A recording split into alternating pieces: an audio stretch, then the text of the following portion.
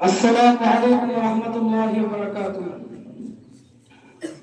نحمده ونصلي على رسوله الكريم أما بعد فقد قال رسول الله صلى الله عليه وسلم لو كان بعدي نبي لكان عمر أو كما قال عليه السلام. میرے عزیز ساتھیوں، میں اس پرنور اجلاس میں ایک عظیم شان شخصیت حضرت عمر بن خطاب رضی اللہ عنہ کی ذات اقدس پر روشنی ڈالنے کی جسارت کر رہا ہوں. وہ ایسی درجہ سے فارغ ہوئے جس کا مشن دعوت کی اللہ، جس کا معلم محمد رسول اللہ، جس کا نصاب کلام اللہ ہے. اس عظیم شان درجہ سے حضرت عمر بن خطاب فیضیاب ہوئے. اگر آپ تاریخ کے اوراق پلٹے تو حضرت عمر بن خطاب کی عظمت، جلالت، قدر و منزلت روز روشن کی طرح عیاں ہو جائے گی. ان کے ایمان قبول کرنے کی جو داستان ہے اسی پر روشنی ڈالنے کی جسارت کر رہا ہوں. برادران اسلام، اہل زمین اور اہل آسمان، حتیٰ کہ پوری کائنات کو اس پر آواز ہے، لسان نبوت مطابق ہوتی ہے اور یہ آواز سنائی دیتی ہے کہ رب کائنات اسلام کو عمر بن خطاب یا عمر بن شان کی بدولت عزت عطا کر. دو عمر ہیں، خدا کا رسول دونوں میں سے ایک کا طالب ہے. جو منتخب ہوگا وہ مطلوب رسول ہوگا اور جو مطلوب رسول ہوگا وہ محبوب خدا ہوگا. دیکھیں کسی کی قسمت جانتی ہے. بظاہر تو عمر بن شان کی جرأت و بہادری میں مشہور تھا، لیکن جب بندوں کا انتخاب بندوں کا مالک کرتا ہے تو ظاہر کے علاوہ باطن کو بھی دیکھتا ہے. رب کائنات نے اس نوجوان کو پسند کیا جس کو دنیا عمر بن خطاب کے نام سے یاد کرتی ہے، جس کے جلال کے سامنے عمر بن شان کے لیے اپنی کپا کر رہ جاتی ہے. دونوں عمر ایک ہی مجلس میں بیٹھے ہوئے ہیں. عمر بن شان مجلس کی صدارت کرتا ہے اور عمر بن خطاب فرماتے ہیں کہ نئے دین کے داعی کا کام وہ اپنے ہاتھوں تمام کر دیں گے. اسی میں اتنی جرأت کہاں کہ براہ راست حضور سے مقابلہ کریں، مگر ان کے چہرے پر غصے کے آثار ہیں. عمر بن شان کو یقین تھا کہ آج نئے دین کے داعی کی زبان خاموش کر دی جائے گی، مگر وہ نہیں جانتا کہ مشیت الہی کا فیصلہ ہونے والا ہے، قاتل قائل ہونے جا رہا ہے. عمر بن خطاب اٹھے نہیں بلکہ اٹھائے گئے.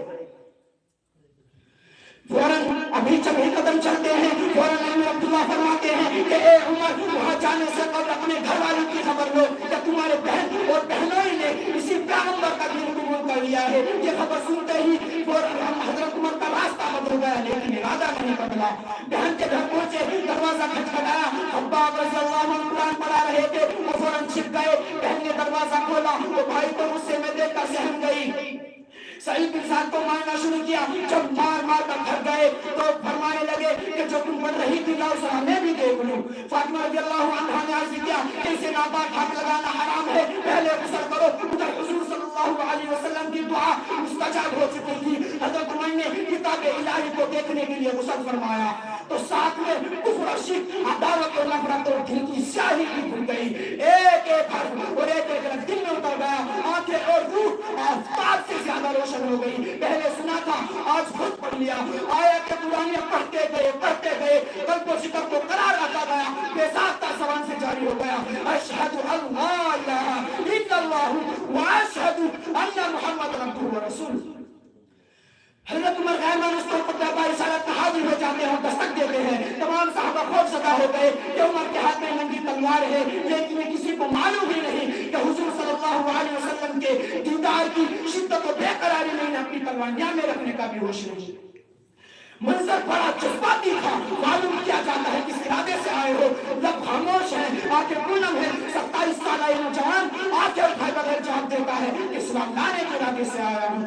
اس طرح آج پہلی مرتبہ نعرے تکبیر کا مرحلہ بلند ہوتا ہے. اس کے بعد رسول خدا سے حضرت عمر سوال کرتے ہیں کہ آپ کعبۃ اللہ میں اعلان دعوت اسلام کیوں نہیں دیتے؟ آپ خدا واحد کی عبادت چھپ کر کیوں کرتے ہیں؟ آپ اعلان عبادت کیوں نہیں کرتے؟ آپ مؤذن کو اذان دینے کی اجازت کیوں نہیں دیتے؟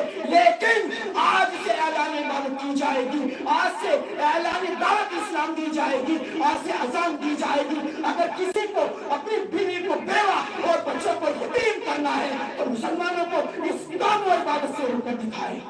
دوستو، یہی وہ عمر ہے کہ جس کے بارے میں محسن کائنات صلی اللہ علیہ وسلم کا ارشاد گرامی ہے، لو کان بعدی نبی لکان عمر. اگر میرے بعد کوئی نبی ہوتا تو وہ عمر ہوتا. اور بہت ساری خصوصیات کے حضرت عمر بن خطاب حامل تھے کہ جس کی मत मिले।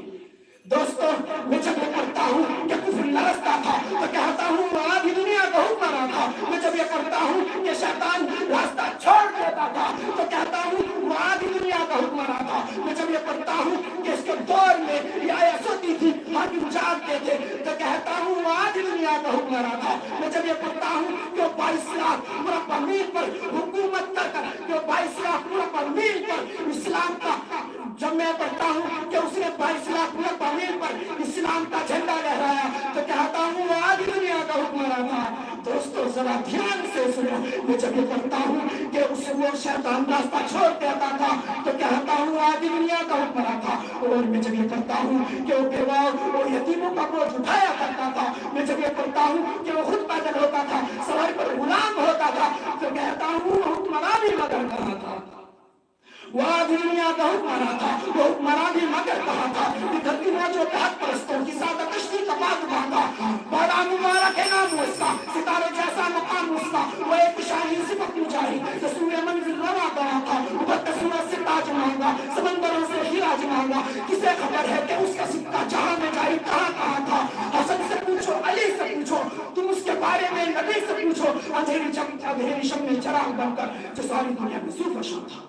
मेरा अजीज साथियों, जमाना जानता है कि मुराद मुस्तफा है वो, निराली शान है उसकी, खलीफा दूसरा है वो। अली भी जिसका हो जाए, अली भी जिसका हो जाए उसे फारूक कहते हैं। तो दरगाह नहीं पर हुआ है उसे फारूक कहते हैं। कौन उमर? आका उमर, रहबर उमर, मुर्शिद उमर, आला उमर, मुल्ला उमर, दाते नबी पाक पे सो जान से शादा उमर, ईमान में एहसान में यकता उमर, बातें पहाड़ी की तरह गुजरा इलाक और फरूक से अपने करम बनकर उठा, ईरान पे बसा उमर। माँ बाद हकूम मुसलिम कोई नबी आना नहीं, ये सिलसिला संस्कार होता है।